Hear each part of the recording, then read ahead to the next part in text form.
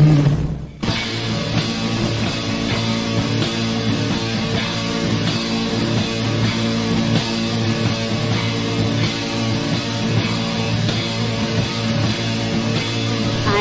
Morris with the NSA. We have identified some very, very interesting anomalous type of aircraft. Traffic is quite luminous and is exhibiting some non-ballistic motion. Over. Move very rapidly at any speed or whether any direction it wanted to go. Flag could change and go to the right or the left or go crossways without hesitating a bit. What do you think it was? Well, if they call it a flying saucer, that's what it is.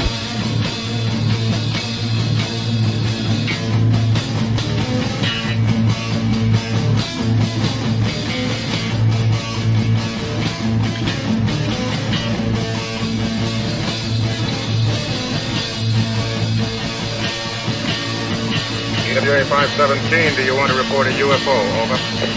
Negative. We don't want to report. Look, it wasn't my worst Wednesday night. Good evening, everybody. This is another edition of Anomaly-NOW, live from Austin, Texas. It is January 25th, 2023. I'm your host, Miles Lewis, and with my fellow host, Mark Jackson. Hey, everybody. Hey, Smiles. How you doing? It's been a while. It has been quite a long time.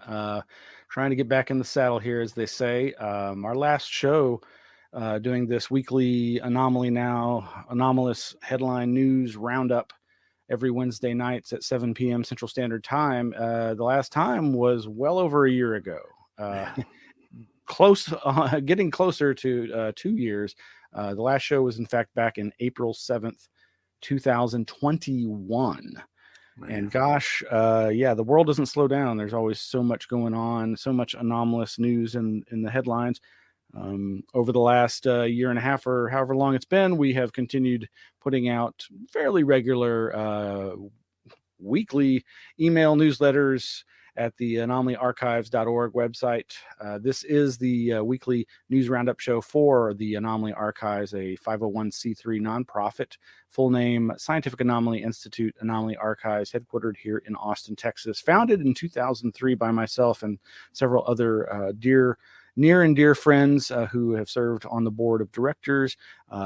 Mark and I both currently serve on the board of the Anomaly Archives.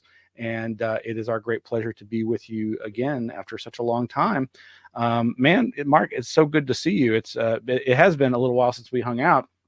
Of course, there were all those other interruptions, hanging out in person, the pandemic, the lockdowns, and all that. Things slowly getting back to the new normal.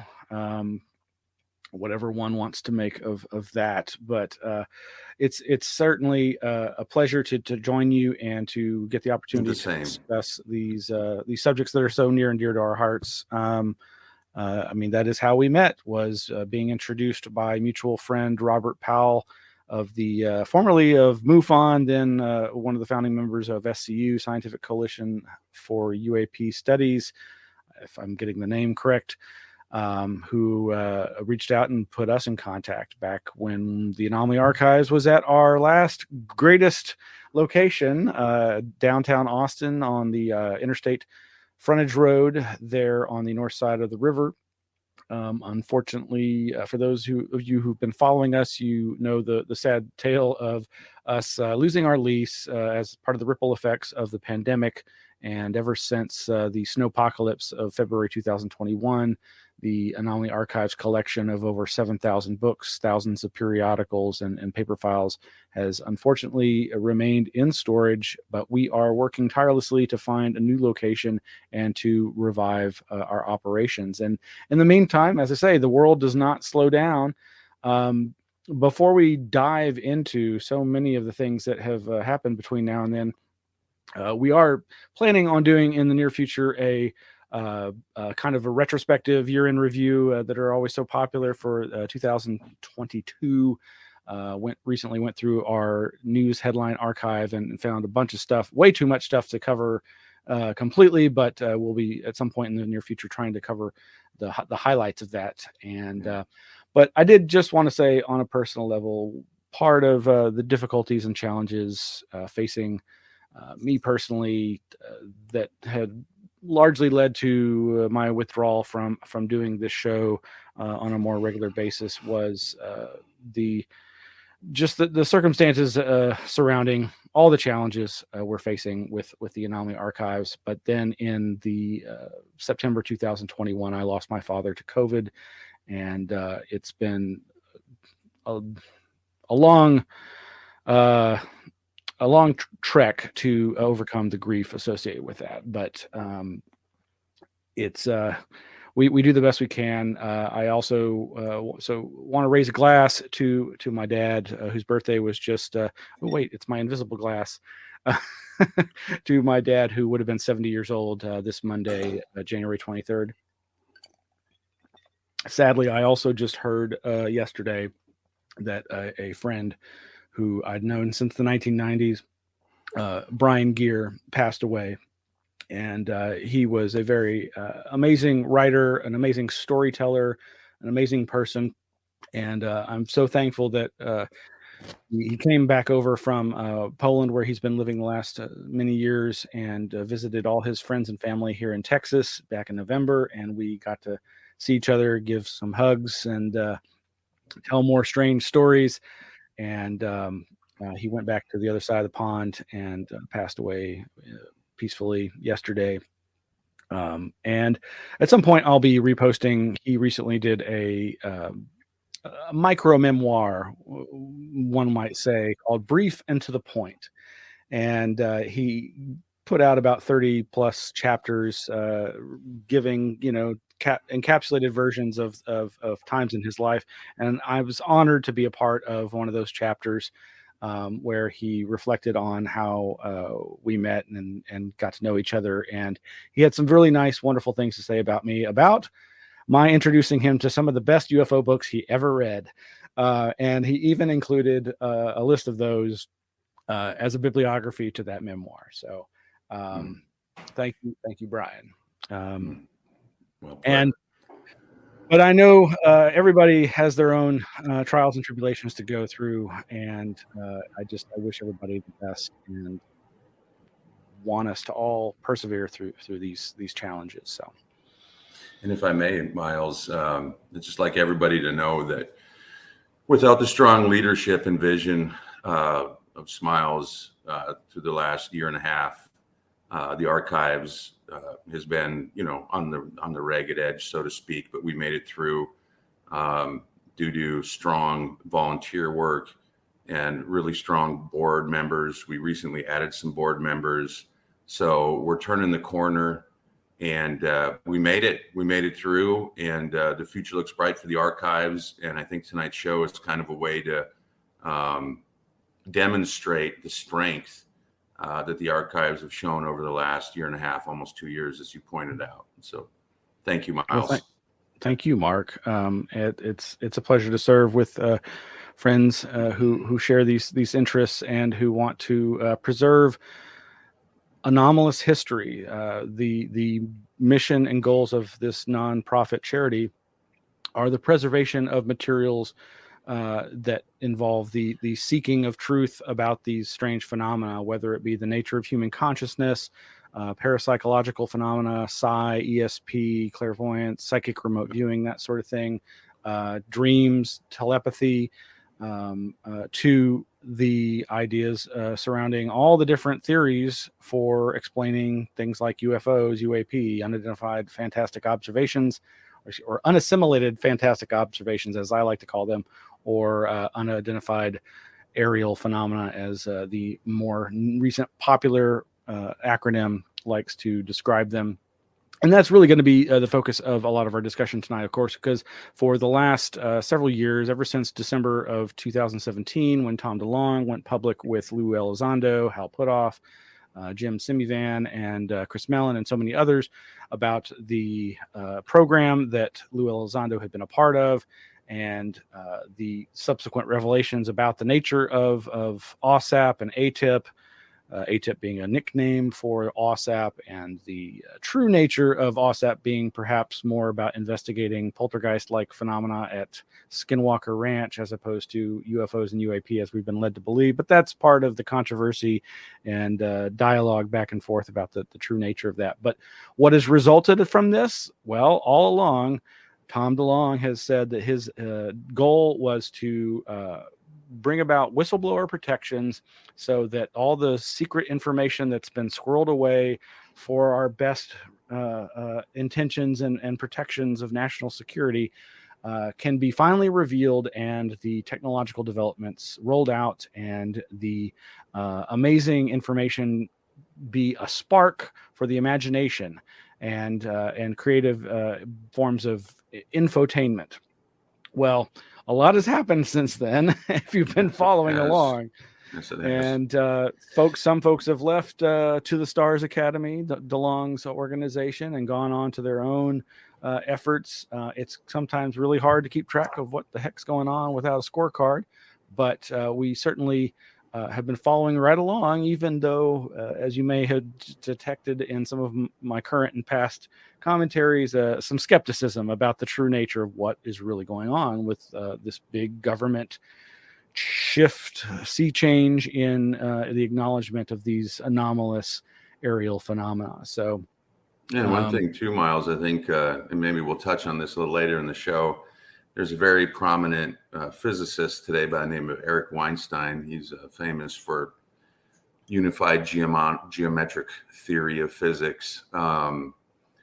He said, look, there's clearly a psyop here, and it's self-evident. At the time of Blue Book, they were either lying to us then that there was nothing to see here, and then now that they're saying there's something to see here, they're either lying to us now that there's something to see here. So it's finally created a spectrum where the psyop has come to the surface, and they were either lying then or they're lying now.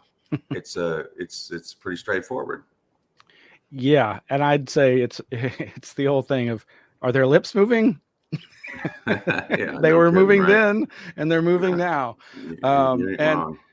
And when I am critical of governmental agencies and the people that work in them, we have to resist the tendency to tar and feather everybody as being some kind of global organism with regard to these organizations. And it's just like, you can criticize the structure and not be criticizing the individuals unless you name them. So one of the things that's been going on this past year, just real briefly, is, again, this big sea change that's been happening, largely to do with the going mainstream of the UAP phenomenon, as well as the governmental and military apparatus working on trying to institute Blue Book 2.0, if you will, these new the UAP task force, which then got rebranded and recreated as the AARO, AARO. What is that for? The All Domain Anomaly Resolution Office, which bless them for putting anomaly in there instead of aerial or aviation or whatever with the previous UAP. And now they're back to calling it unidentified anomalous phenomena, which I much prefer to unidentified aerial or aviation phenomena. And the big revelation, though, has been that the NDA required the putting together of a public and a private report about the findings of the efforts to unravel the tangled mess that is all these different agencies, all these different government and military departments that may have little pieces of the puzzle and have all had their various secrecy oaths and non-disclosure agreements. And that's the big claim, that there's all this stuff going on in secret and it needs to be brought out into the open. But the sea change that also has been happening, which is really important, and I think in some ways more important, is the sea change that's been happening in the academic arena. And it's because of archives like ours and others that are, I think, leading the charge in that realm. These other archives are obviously much more significant than ours here in Austin, but we're all doing our part. But this recent event a year ago, in March of 2022 at Rice University in Houston, which was, of course, originally supposed to happen back in 2020, I believe, but did not happen then, got delayed a year or two because of the pandemic and the lockdowns. Rice University, a STEM, science, technology, engineering, and mathematics school in Houston, Texas, their religious studies, their humanities department, under the direction of Dean or Associate Dean Jeff Kripal, has created this archive that is documenting all these sorts of things. And the initial donations of collections to this archive there is just phenomenal. It is a cross section of spiritualist, close encounter, alien abduction stuff, like with Whitley Strieber's collection, science research on UFOs by Jacques Vallee, Richard Haynes, and so many others. It's mostly UFO related, but it goes into all these tangentially related or intimately related, in my estimation, arenas. And I think this was the shot across the bow, I think, for academia. And I think it's just been accelerating since then.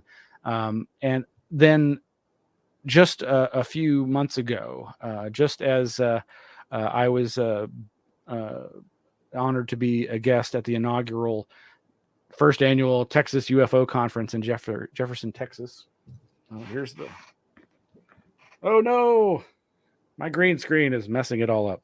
Anyway, this was a great little event put on by Craig Woolheater, the Texas Bigfoot Conference organizer in Jefferson, Texas, and I and several others were presenting there. But it was that weekend when the press release went out from David Marler and Kufos, who've been joining forces over the last year and a half or so, forging a new archive and a new nonprofit, which they launched that weekend, called NUFO HRC, for National UFO Historical Records Center. And for those of you not familiar, David Marler is the ufologist who pretty much cut his teeth, so to speak, on the triangle UFO issue, focusing on sightings of triangular-shaped UFOs. But of course, his research and his archiving and his preservation work goes well beyond that, but focuses specifically on sightings cases. And he has one of the best sightings archives in the United States, in North America. Of course, over in Sweden is the inspiration for the founding of the Anomaly Archives, the Swedish Archives for UFO Research, formerly AFU, Archives for UFO Research, now still AFU, but Archives for the Unexplained, because they have encompassed all the strange phenomena that represent the periphery of the connectedness of the strange thing that is the UFO.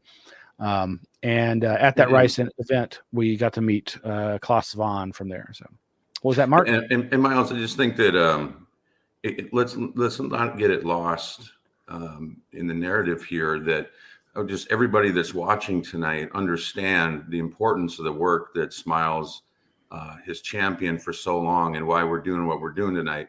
You know, Rice University is a storied university of academia. Like you said, it's a STEM university, and for them to start their own archives that basically mirrors the Anomaly Archives, albeit, you know, they have the juice or the power to bring in bigger names and grow their archives more rapidly. You know, the Anomaly Archives, what we're doing here tonight, has outdated them by decades. And I just want you to know that if you're watching and you're interested in this and you want to get more involved with the Anomaly Archives and reach out to Miles, that, you know, the fact that Rice had done this and now they're opening up their own archives to preserve this sort of information validates and should motivate you to come out and follow your interests, and that voice inside of you that says, I want to know more about XYZ, because that's why the archives exist. And we're right here in Austin. So I just, again, you know, Rice University, think about that. And Miles, you beat them by decades. So, you know, that's just the extent I think the extent of the collection itself that we have right here in Austin, there's no reason to go to Rice. You reach out to us. Miles has his information, of course, on the website, etc. So. Well, thank you. And every time I became self-deprecating with Jeff Kripal, he would be quick to say, "You've been doing this a lot longer than we have, so thank you." That's right. And that really warmed my heart. So yeah, moving right along. The event that I mentioned, the Texas UFO conference, that was in November, and that was already like we were waiting for this UAP task force report, this latest explication of what's been going on with the government. And there were rumors that it had the secret version had dropped, or at least was being previewed to people in the intelligence committees. Back, I think it all may have been rolled out October 31st, Halloween, War of the Worlds, folks. But we've been waiting, and finally here in January of 2023, it was finally put out, and it's not much to look at. There's it gonna?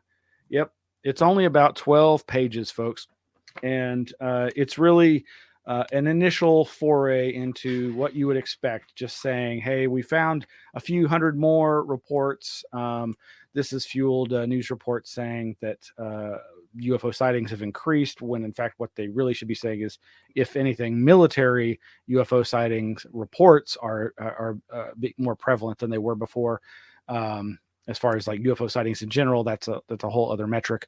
But it really does seem to be a matter of, with the reduction in stigma associated with the reporting of these phenomena by pilots and military personnel, more people are willing to go on record about what they've seen.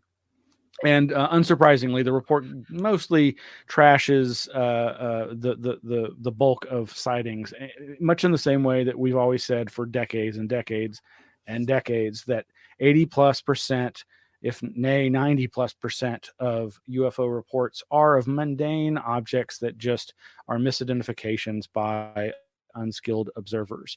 And that more often than not, the remaining unidentifieds are unidentified because we just don't have enough information.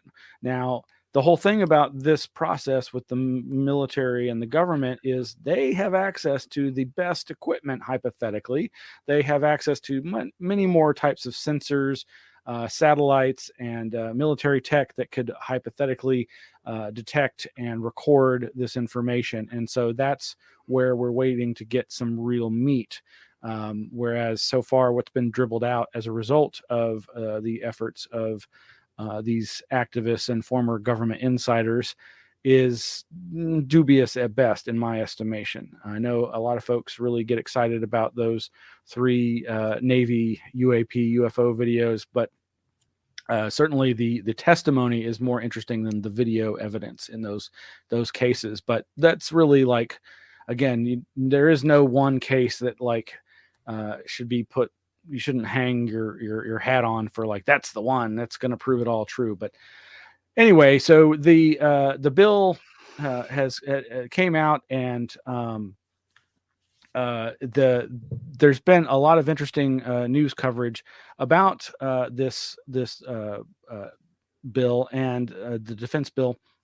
But what I think we're going to focus on here real quick is this aspect of it that involves my favorite UFO researcher, Dr. Jacques Vallee, who, when he first moved here to the States from France, of course, first moved to Austin, Texas, and then went on to become J. Allen Hynek's protege. And he has been reporting on doing the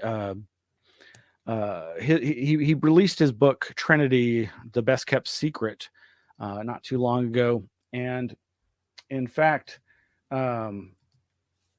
this is a very interesting book. And I remember there was a lot of criticism of Vallee for having worked with Paulo Harris on this book. And she had been researching this beforehand.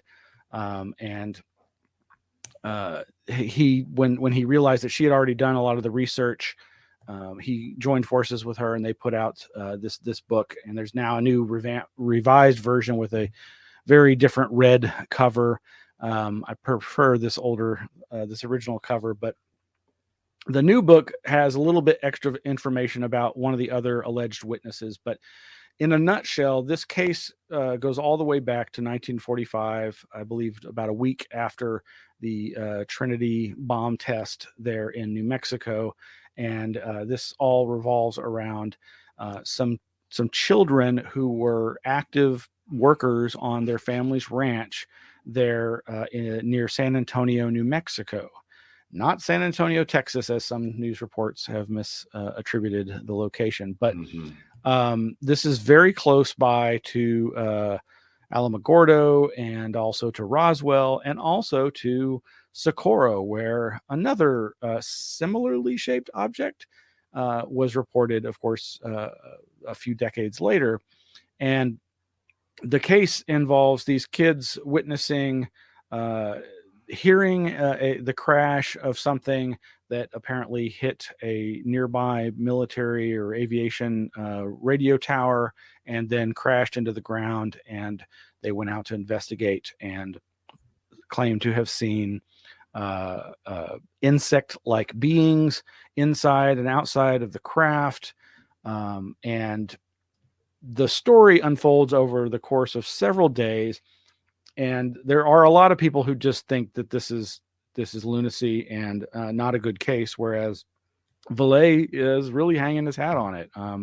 He has never been one to shy away from using child witnesses. Now, of course, the children are now much, much older. And in fact, I think there's only one of the two original kids is still alive. Right. And so, again, people are critical of this testimony from older people about stuff that happened when they were children. And certainly there's all kinds of issues to consider when dealing with that kind of through the lens of time and memory. And some of the other researchers out there that I know have been very skeptical of this include Kevin Randall. Kevin Randall's an old hat in the UFO scene. And of course, he's interviewed Vallee and Harris on this particular case, and he's talked about it with some of his other guests. He was talking to Rob Swiatek of MUFON and FUFOR, and Rob said that he recalls another UFO researcher of some repute, Don Berliner, having been contacted by the witnesses circa 2002, 2003 via email, and that they forwarded it to the Fund for UFO Research, FUFOR members, but ultimately shied away from it. Kevin Randall also said that he and Don Schmidt were contacted circa 1996, 97 by Remy Baca, one of the surviving witnesses. And they passed on it. They did not seem that interested. And Kevin also says that he again got emails as far back as recently as 2010. All of this is just to say that it's not that this case was laying completely unreported. And in fact, if I can find my link here, one of the witnesses did in fact put together a book that is out there. Let's see if I can show this. Yeah, Born on the Edge of Ground Zero: Living in the Shadow of Area 51 by Remigio Baca. And there is the cover by Remy Baca and Jose Padilla, the two child witnesses of this case. There's other aspects of the case that involve other witnesses. There was what's often described as angel hair, or what looked like the classic foil streamers that you put on a Christmas tree, the tinsel, or that may have been some kind of fiber optic or some other kind of chaff-like substance. But this has triggered a wave of new UFO articles in the mainstream that claim that this NDAA and Defense Authorization Bill, besides having in it the section dealing with unidentified flying objects. Here is the text for Section 1652, Establishment of Offices to Address Unidentified Aerial Phenomena. There's apparently an amendment to this that was entered by a Representative Gallagher that requested the changing of the oldest time from 1947, the Roswell case, of course, being the reason for that. Well, and also that was the beginning of the modern, not just the modern UFO era, but the beginning of the national security state with the formation of the CIA, as well as the breaking off, I believe, then thereabouts of the Air Force from the Army Air Corps. But allegedly, the date was pushed back 2 years because of this Jacques Vallee book. That is the claim made in a number of different articles. Deneuze, or I don't know how you pronounce it, dnews.com reproduced this New York Times article, Did Aliens Land on Earth in 1945? A defense bill seeks answers. And in this article, there's a quote: "The American public can reasonably expect to get some answers to questions that have been burning in the minds of millions of Americans for many years," said Christopher Mellon, a former Deputy Assistant Secretary of Defense for Intelligence. "If nothing else, this should either clear up something that's been a cloud hanging over the Air Force and Department of Defense for decades, or it might lead to another direction, which could be truly incredible. There's a lot at stake." I mentioned this amendment was introduced by Representative Mike Gallagher, a Wisconsin Republican and a member of the Armed Services Committee. Mr. Gallagher, who declined an interview request to this New York Times journalist, said in a brief statement that, quote, "a comprehensive timeline of unidentified aerial phenomena in U.S. government records was needed, and that the amendment would ensure a full review of, quote, all U.S. government classified and unclassified information." And this is the part that's so amazing about this. There is allegedly, apparently, an effort to include whistleblower protection for, and this again goes back to what Tom DeLonge said before he even launched to the star. Well, before he went public with Lou Elizondo in 2017. This idea that we need to have these protections in place, otherwise people are not going to speak out, because of course the mythology and probable truth is that people get threatened with all sorts of bodily harm or ruining of careers for the possibility of them revealing some of these secrets, allegedly. But this New York Times article is very interesting. There's quite a bit in it that's worth noting. But again, they quote Jacques Vallee as saying that members of Congress have copies of this book and that they are aware of this case, and that's why they want to go back to 1945 in their search of the records. Now, there's other interesting aspects from the book, too many to mention, but at one point, Vallee speculates that maybe these documents are residing in some Atomic Energy Commission files or something like that, Department of Energy. And again, that's part of this idea that there are all these different alphabet agencies and government organizations that may have pieces of the puzzle. Whatever you think about this particular case, one of the things that kept getting overlooked in others' initial criticism of it, as far as I could tell, was they would fail to mention the third witness, which was a military pilot who apparently witnessed he could see from the air the quote unquote craft, the avocado shaped craft. And that's the thing. It has something, the shape has more in common with the Socorro case, as well as I believe it's the Valenciennes, France case that Vallee would investigate decades later. So it is not your classic disc shape or crescent shape, but a egg or avocado shape. And this has been getting a lot of press, including let me go back. So they in the initial publishing of the book Trinity, they mentioned this witness. He, again, a pilot.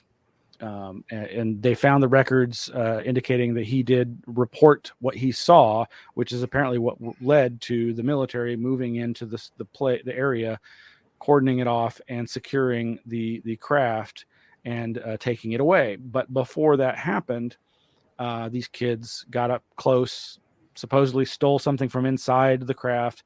the entities that they had seen were gone after a point, and they never knew whatever happened with them. That's not really known. But the entities themselves were very unique, not totally out of the ordinary. Insect-like beings do get reported, but that was an interesting aspect of this, that they kind of, I think, described them as being like mantises or ants, and that some of them were in great distress.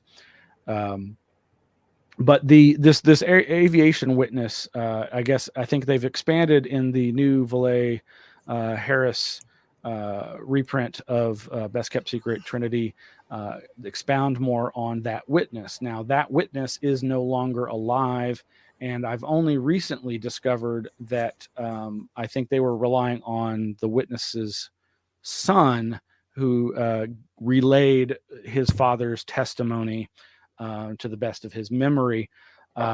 But what also I find interesting is I was not aware that I think this particular witness may have been an active person in the UFO community.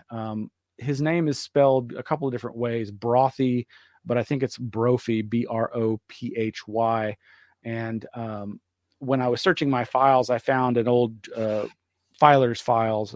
George Filer had been putting out, he may still be doing it, a newsletter with lots of cases, and that name came up a number of times as somebody who had sent information to him. So it seems clear that either because of this incident or already before this incident, that this Brophy character was a military pilot and had an interest in UFOs as far back as this perhaps sighting in 1945.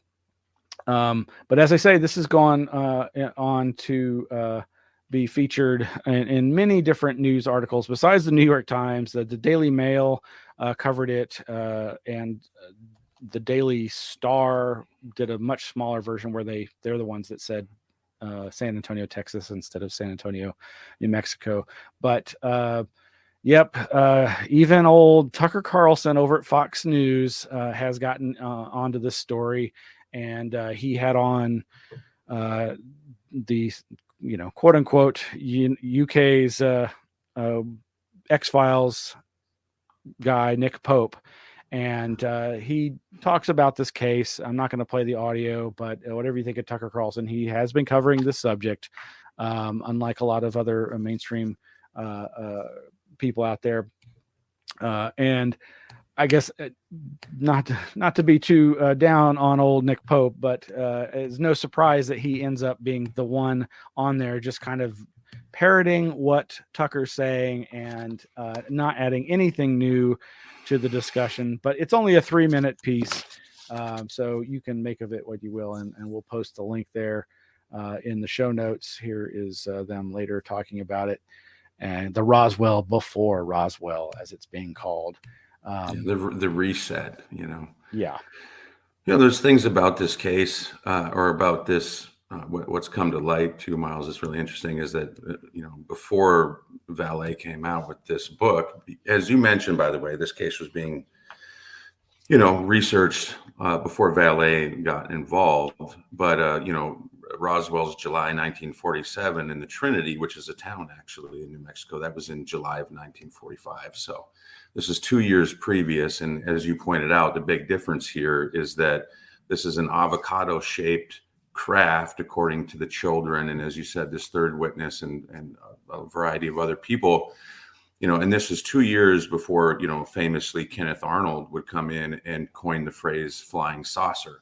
So there's discontinuity enough anyway that it's interesting that the whole notion of flying saucers and the consciousness of the media and the larger social think group, this totally breaks down all those barriers. Now, what I think is really interesting is that the first atomic bomb was tested 4 days before this craft appeared. And if you listen to what Vallee says, why he thinks that's so important, is because he thinks that, or he posits in one, you can look it up, but he posits that it's possible that we we cracked the nuclear code, so to speak. We make our first nuclear bomb, atomic bomb, that is, not hydrogen, but atomic bomb. And then, 4 days later, all of a sudden, like a pen dropping out of your hand onto a desk, this object falls onto the ground, almost like, hey, you guys think you're so smart? Well, guess what? Look at this, and he's a deep thinker in that way, thinking outside of the nuts and bolts area. He's thinking, why would this happen so close to the first atomic bomb exercise? And, there's part of him and his theories that says there's something else out there to consider that's saying, hey, you think you're so smart? Why don't you look at this? And there's other really weird aspects to the case. Like you were saying, these were, like kind of praying mantis looking creatures or something. But the boys, and later as adults, witnessed them moving in the craft, what they would call as translating, like astronauts do in space, without really moving their body. They didn't move their legs. They actually just moved. Their bodies moved within the craft as if they were almost being propelled, through the craft, like the craft itself was being propelled through the air, meaning that it was devoid of any gravitational forces, etc. So these things are very interesting. But go back to the compartmentalization as to why, the Congress or the government now wants to move back and look at this case versus Roswell, is because, as you pointed out, Vallee posits again that this information is compartmentalized within the Atomic Energy Agency, who was overseeing the atomic bomb testing at the time, and the FBI, CIA, et cetera, whatever else. They didn't have the jurisdiction over the site. So when this was reported initially, all the information was funneled into the Atomic Energy Agency, which is why these other government compartmentalized agencies do not have access to it. And that's what they're really trying to do with this new bill, is they want to go in there and they want to break down that compartmentalization, and they want to get access to the records that the Atomic Energy Agency has. Now that then, has supposedly translated into that information going into the private sector, of course, where you get into the black budget projects and all those sort of things, the black vault stuff. So just really interesting the way that the case doesn't match up with your classic stuff, and the way the government now wants to go into another government agency to extract information that they don't have clear channels into. So there's a lot of validity that something happened. Nobody knows for sure except for the two kids and maybe this third pilot, et cetera. But this is a very, very interesting case. In terms of resetting what we might think is the first time that we had realized this phenomena. What I think is what's the most important thing is this predates media. This predates the term flying saucer. This predates everything. So everything these kids are saying, not only where they're from, but they weren't influenced by media. Everything after the Kenneth Arnold case, everything after Roswell, can be compartmentalized into this thing that, there's a subconscious component that they're being influenced by media in some fashion. Well, this had nothing to do with any of that. This is a very isolated case outside of media influence or, classic culture or counterculture, or whatever you want to call it. So that's what makes it very intriguing for me. Yeah, me too. And there are so many interesting details to this case. And again, it is awkward that we only the UFO community only found out about it, at least as far as I could tell. The earliest seems to be about 2002. When the surviving witnesses started reaching out to UFO researchers. And so for some, that's going to immediately make them suspect, they must be seeking celebrity status or some kind of remuneration. But from what I trust Vallee and certain researchers' ability to discern the intent of people when they meet them and spend time with them. And obviously people can be deceptive and deceive and lie and convince us of things that aren't true. But if there is a paper trail for this pilot's witnessing this, if there is at least other witnesses who say, oh yeah, no, my friends, these kids told me about this back then, yes, it would be better if there were like a diary entry or something like that. But there's actually, Miles, there's actually metamaterial. The kids, it was explained by Vallee. He said that when they had interviewed the boys, they actually took some of the material off of the ground, and he had asked them why they would take it. They actually buried it away from the site.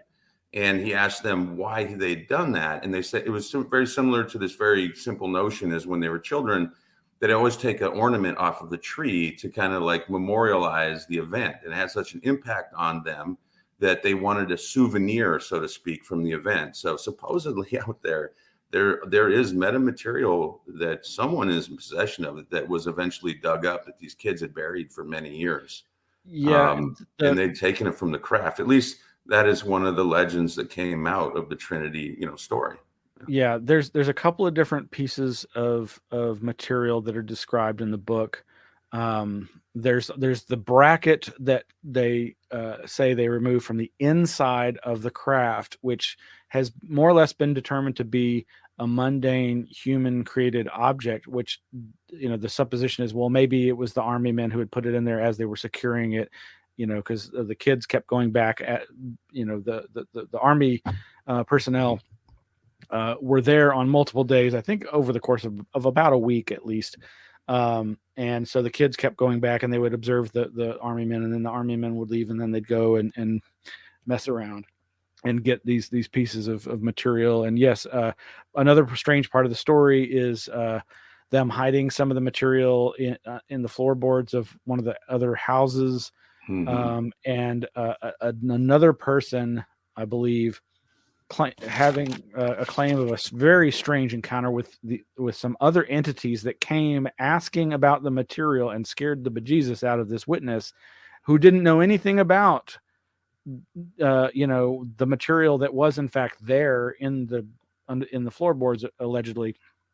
But yeah, there's all kinds of strange stuff about this, and what you were saying about Vallee's speculation in the book about this being, as you say, somehow directly related, a response to our detonation of this nuclear device. There's so many things about this case that there was apparently no propulsion on this craft that of a kind that we would understand, or certainly that these kids would understand. But even now it seems like there was nothing inside the craft that could indicate like controls or an engine. It's almost as if this strange, theatrical device and entities were just dropped from the heavens as a gift, a message, a sign, a portent. And it really reminded me of course, Diana Pasulka's book, American Cosmic, in which she talks about being taken to a debris field, I believe also in New Mexico, that is referred to among people who've been there as the gifting field, and that is supposedly littered with these strange metamaterial type pieces of seeming technology that are hidden underneath a layer of crushed aluminum and tin cans put there by the government to hide them. These are very strange stories, and of course, in a lot of ways, they just seem like they're just stories. And until we can really look at physical evidence or triangulate testimony, that's kind of all these things tend to be anyway in the UFO field. But it's a fascinating case. If it really has wended its way into this NDAA, National Defense Authorization bill, like that is just the strangest turn of events. And, truly anomalous. And yes, indeed. And that Vallee has managed to be at the forefront with this is not a surprise per se, but is a joy to witness. And I'm just enjoying watching and reading as we see what unfolds next. Well, we've been going on now for, let's see, I guess almost 50 minutes, but we are going to try to start doing these weekly news roundup shows. So much to talk about. Wednesday, 7 p.m. Central Standard Time, right here. You could be watching us on YouTube. You could be watching us on Facebook. You could be watching us on Twitch, on Twitter. There's a number of different other outlets that we might have put it out on, but you can mainly go to anomalyarchives.org. You can find the links to our YouTube channel where all of these and many, many more hours of programming are available for free. We are, again, the Anomaly Archives Scientific Anomaly Institute, 501c3 nonprofit here in Austin, Texas, and we are preserving and educating the public about these types of materials and the information surrounding them. But we should probably wrap up here, but tune in next week. Also, of course, if you just want to listen to the audio, you can subscribe through your favorite podcatchers, Spotify, et cetera, et cetera, et cetera. We put out the audio versions there. It'll be up in a little while. But thank you all for tuning in and for taking the time to listen and to watch and to support the Anomaly Archives. And Smiles, thank you for your leadership through the last couple of years. The archives needed it, and I think that as we come out of this thing, that a lot more people are going to be interested and seeking us out. And without that effort, we wouldn't have been here for them. So this is it's a big deal that we're back here tonight, and we'll continue to be here, etc. So lots more to come. Great things are on the horizon. So everybody, take care, be safe, and we'll see you next week.